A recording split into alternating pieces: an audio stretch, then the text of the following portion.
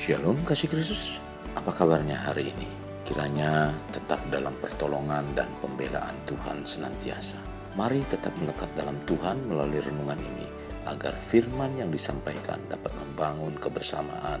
Kita berdoa. Bapa Surgawi, terima kasih buat hari yang Kau berikan dalam kehidupan kami sehingga kami kembali mendengarkan firman-Mu. Biarlah firman-Mu membawa kami untuk dapat bertumbuh bersama, di mana kami bisa dijadikan satu dalam kebersamaan Tuhan, sehingga kami semakin bertumbuh di dalam Engkau dan iman percaya kami semakin dewasa. Tuhan, inilah kerinduan kami dan ini doa kami dalam nama Tuhan Yesus kami berdoa. Amin. Melekat dalam Tuhan bertema membangun kebersamaan terdapat dalam Efesus 2 ayat 19, demikian firman Tuhan.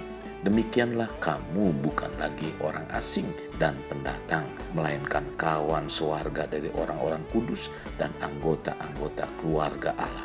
Kasih Kristus, saya waktu pemuda berjemaat di organisasi gereja yang sama seperti sekarang.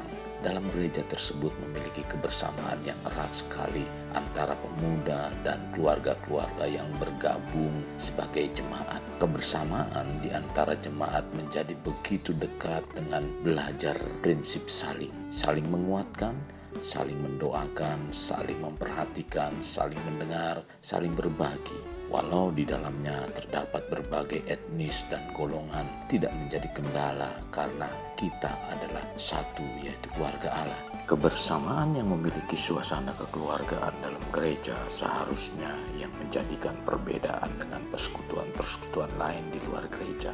Sesungguhnya saat umat Tuhan mau bersekutu bersama-sama yang memiliki kedekatan hati dan sikap kekeluargaan, maka akan tercipta kebersamaan dan keintiman sebab Tuhan hadir. Dalam Matius 18 ayat 20 mengatakan, sebab di mana 2 atau 3 orang berkumpul dalam namaku, di situ aku ada di tengah-tengah mereka. Inilah yang membuat semuanya terwujud dalam kelompok kecil di gereja lokal.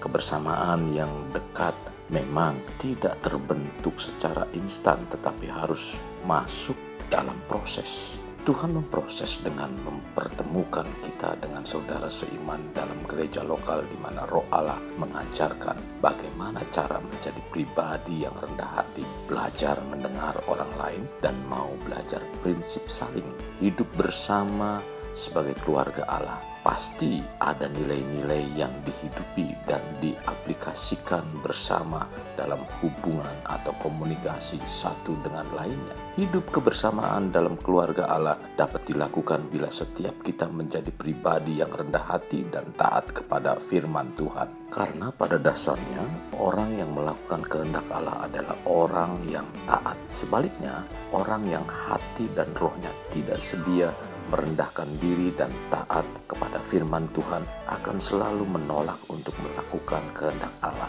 Mereka selalu berdalih bahwa hal itu berat dan sukar, padahal belum dilakukan.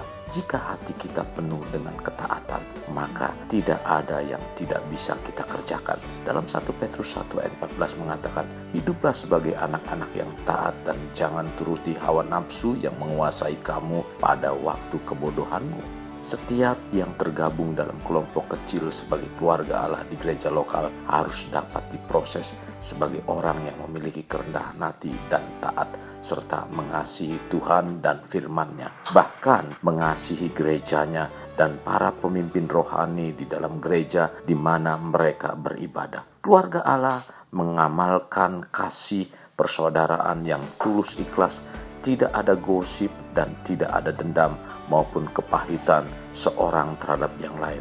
Jika kita hidup sebagai keluarga Allah, maka Allah sebagai Bapa pasti akan memperhatikan dan menjamin kehidupan kita, baik secara pribadi maupun sebagai keluarga, karena kita adalah anak-anaknya dalam keluarganya. Ketaatan kepada kehendak Allah selalu mendatangkan berkat. Hidup kebersamaan sebagai keluarga Allah dalam satu kelompok kecil yang berada di gereja lokal harus belajar mendengar orang lain, karena keluarga Allah terdiri dari kumpulan yang berbeda etnis dan golongan, maka harus dibangun sikap menerima perbedaan satu dengan yang lainnya. Setiap pribadi memiliki perbedaan selera, perbedaan hobi, perbedaan latar belakang budaya, perbedaan latar belakang pendidikan, perbedaan pandangan, dan lain sebagainya. Oleh karena itu, dibutuhkan kedewasaan rohani dan kematangan emosional serta kedewasaan pengetahuan dari setiap kita. Jadi, hidup bersama sebagai keluarga Allah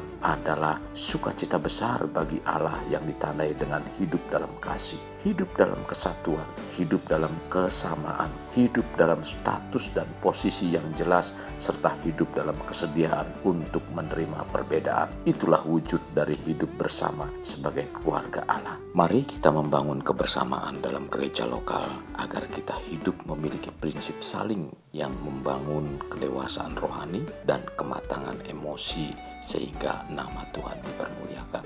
Kasih Kristus, jadikan hidup kita untuk lebih bermakna, membangun pribadi bermakna dimulai dari pribadi kita. Kita berdoa. Bapa Surgawi, terima kasih buat firman Tuhan hari ini, di mana Engkau mengajarkan kami untuk kami dapat hidup bersama-sama dan membangun kebersamaan Tuhan dalam gereja lokal yang kami ibadah bersama-sama Tuhan. Tuhan, terima kasih buat firman Tuhan. Pimpin kami supaya kami mempunyai prinsip saling, yaitu saling membangun, saling memperhatikan, saling menegur, saling Tuhan memberikan kehidupan yang berbagi, saling mendengar dan sebagainya Tuhan. Tuhan, terima kasih buat firman Tuhan. Pimpin kami agar senantiasa lewat hidup kami nama Tuhan dipermuliakan. Ini doa kami yang kami alaskan dalam nama Tuhan Yesus. Amin. Kasih Kristus, mari kita akhiri dengan mengendahkan kedua tangan kita. Terimalah anugerah berkat dari Allah Bapa, kasihan daripada Yesus Kristus, dan persekutuan dengan Roh Kudus yang mencurahkan berkat secara rohani, berkat secara jasmani, dan berkat secara ekonomi. Di mana berkat Abraham, berkat Ishak, berkat Yakub dicurahkan dan dilimpahkan dari sekarang sampai Maranatha tiba dalam nama Tuhan Yesus. Amin.